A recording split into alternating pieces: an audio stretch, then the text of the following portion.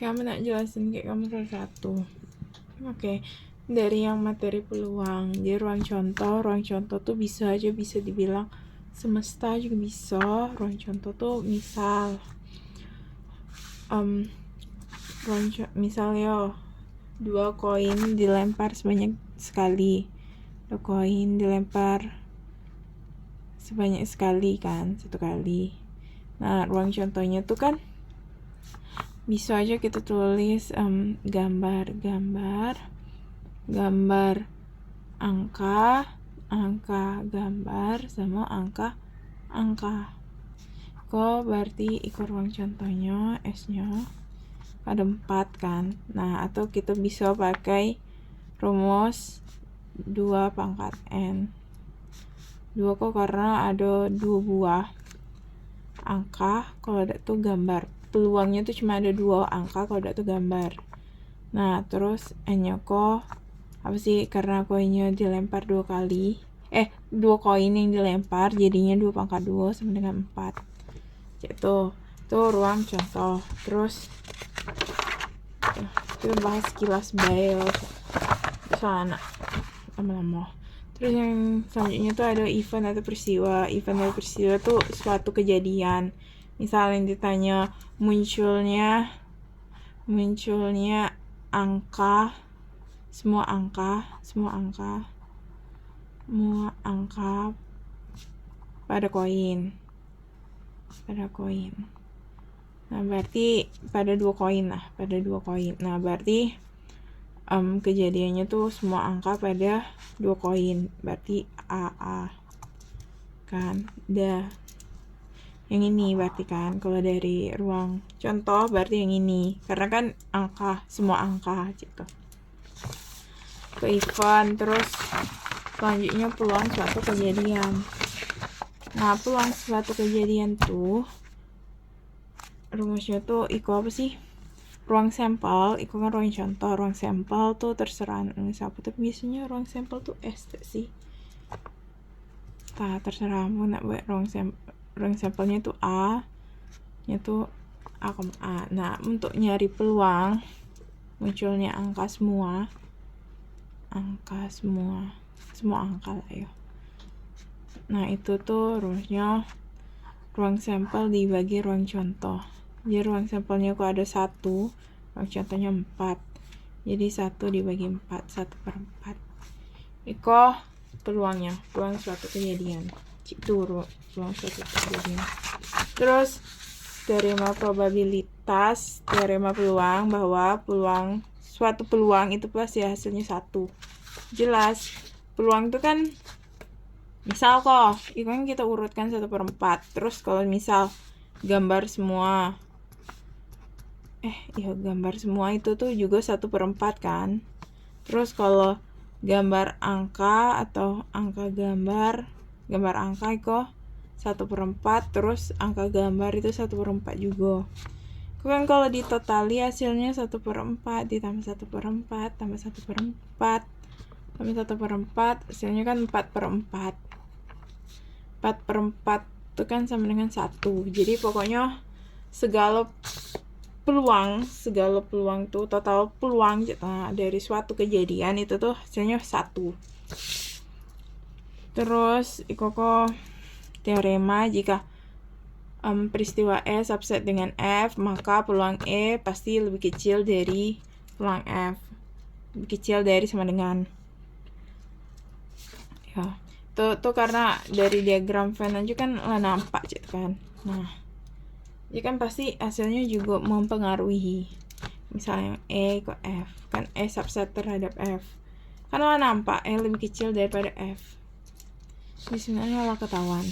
Terus teorema 43 tuh ya peristiwa, maka peluangnya tuh dari 0 sampai 1. Paling besar tuh 1, paling kecil 0. Nah, misal E dan F sebagai 2 peristiwa, maka E gabung F itu tuh peluang E ditambah peluang F dikurang peluang E irisan F. Ya itu kalau yang saling nyambung, masih ada irisannya tuh ada aja lah. Tapi kalau irisannya udah ada ya 0 itu kan, hasilnya 0 pasti hasilnya. Itu untuk peristiwa yang saling bebas atau saling lepas atau mutually exclusive. Ya, rumus peluang E gabung F itu sama dengan peluang E ditambah peluang F.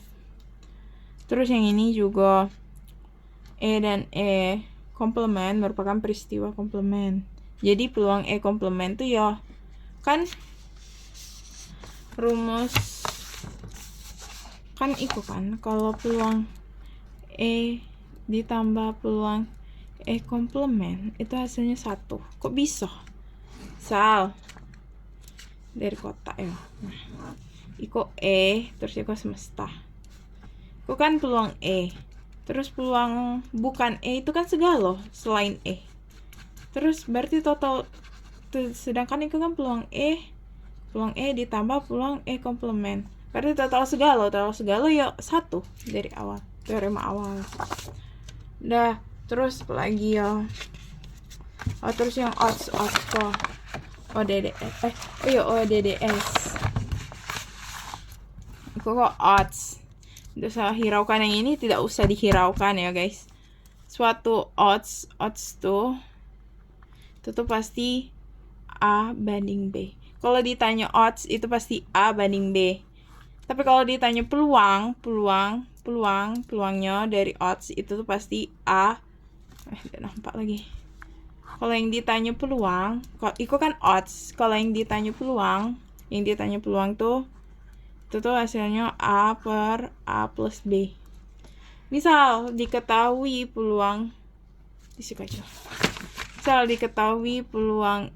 E itu tuh hasilnya 1 per 4. Nah, berapakah odds-nya?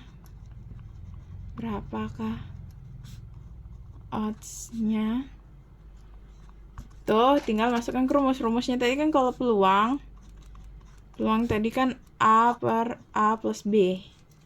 Kan 1 tuh sama dengan A. Jadi kita dapat A sama dengan 1. Berarti untuk mencari B itu tuh pakai yang di bawah kan A plus B itu tuh hasilnya 4.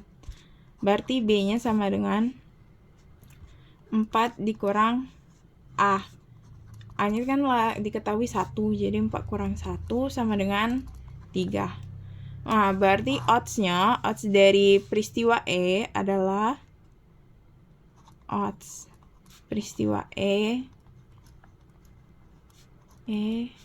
adalah A banding B. A-nya berapa? 1 banding 3. Dan itu yang odds. Itu peluang bersyarat.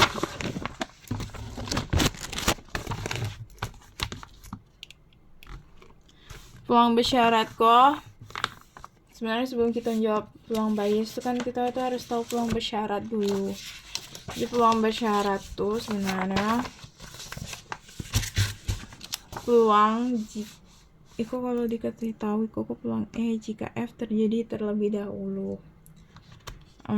Sama aja yang tadi Iko. Tambah yang tadi ya. Peluang bersyarat. Nah, sama aja yang X-ray kok kan. Yang diketahui itu peluangnya tuh penderita tuberkulosis terus X-ray-nya positif. Kan yang terlebih dahulunya tuh tuberkulosis dulu kan. Nah, bersyarat tuberkulosis dulu kan, tuberkulosis positif. Terus tes X-ray-nya positif. Positif juga X-ray-nya, jadi T positif.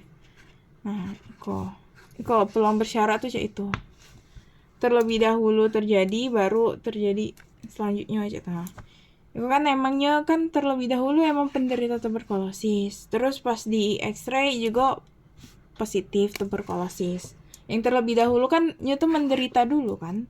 Baru pas di X-ray baru tuberkulosis. Tidak mungkin kan tiba-tiba di X-ray jadi tuberkulosis. Sebelumnya tidak tahu gitu. Terus peluang bersyarat kok ada rumusnya. Rumusnya peluang kita ambil peluang E sama dengan apa sih?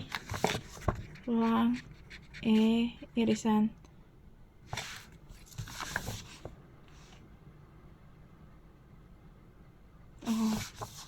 kalau S. Peluang E bersyarat F itu sama dengan peluang E irisan F dibagi peluang F. Nah, terus biasanya paling banyak yang ditanya tuh yang di sini.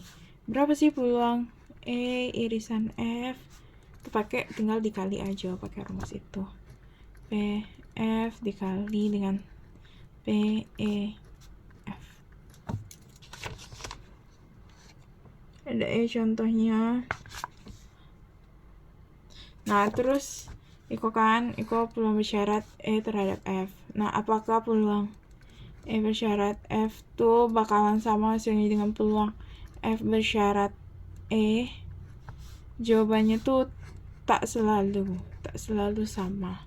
Tapi ada suatu kondisi itu tuh sama, tapi ada suatu kondisi juga tidak sama. Kak lah yang bisa ada contohnya. Ini formula bias. Formula bias tuh yang tadi kan lama jari.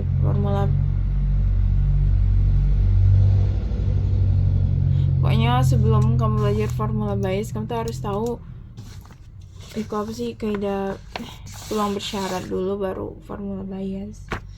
Dia tadi lah udah kan, tahu lah ya. Nah, itu peristiwa tindakan saling lepas independen. Nah, kalau tadi di apa sih peluang bersyarat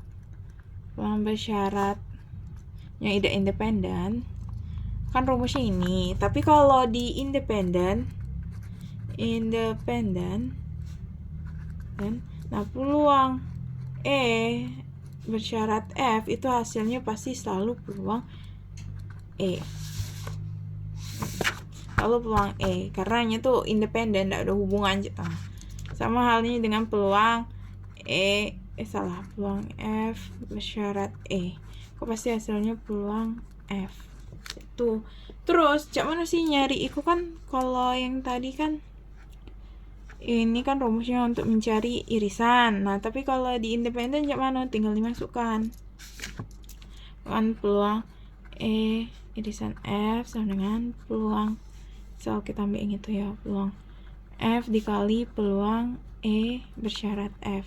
Kita kan lo tahu peluang E bersyarat F itu sama dengan peluang E. Yaudah, jadi peluang E irisan F itu hasilnya pasti peluang F dikali peluang E. Itu selalu ikulah jadi rumus umum. Ikulah rumus umumnya didapat. Tuh. Habis itu peristiwa independen yang terakhir kok yang ini. Berapa peristiwa yang kita dipikir. Kalau ininya 2, kalau apa sih suatu kejadiannya tuh ada 2. Terus K-nya ada 5 yang kata Prof kemarin tuh pakai kombinasi 5 terambilnya 2, hasilnya pasti ada 10. Iya, ada 10. Misal angkanya kan angka 1 kayak 2, terus 1 kayak 3, 1 kayak 4, 1 kayak 5 gitu. Terus lagi 2 kayak 3, 2 kayak 4, 2 kayak 5, terus 3 kayak 4, 3 kayak 5, terus 4 dan 5. Totalnya ada berapa? Ada 10. 1, 2, 3, 4, 5, 4, 9, 10. 10 kan pas. Nah, itu kan kalau 2 ada 1 kayak 2. Nah, cak mana kalau 3? Kalau 4, kalau 5, kalau 6, tergantung angkanya sampai batas mana. Itu batas 5. Nah, kalau misal ikonya nak buat sampai 3 karakter, 1, 2, ada tambah lagi kan. Apa kayak 1, 2, 3 itu pakai kombinasi juga. Kombinasi 3. Ikonya berapa angkanya? 1 sampai 5 tetap 5. Itu hasilnya 10 juga. Terus kalau misalnya sampai ada 4 digit, 1, 2, 3, 4 jika. Berarti kombinasi 5 ke 4. Dah, itulah.